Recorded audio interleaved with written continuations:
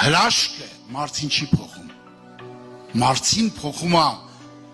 Աստծո խոսքի սուրությունը, այդ խոսքը մտնում է քո մեջ, ես մի բան ասեմ, Աստծո խոսքը, ուշադիր եք, կարևոր բան եմ, Աստծո խոսքը չի եկել քեզնից պահանջելու, եկել է Աստծո կամքը քո մեջ կատարելու։ Իմ խոսքը կղրկեմ, կբժշկին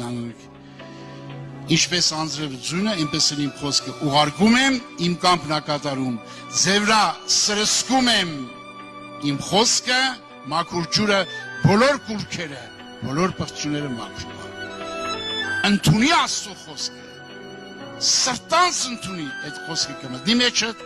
սրբի քեզ եւ հոգեոր մարդ կդարձնի։ Ես եմ խնդրում ձեզ բոլորիդ, եղբայրներ, քույրեր ջան։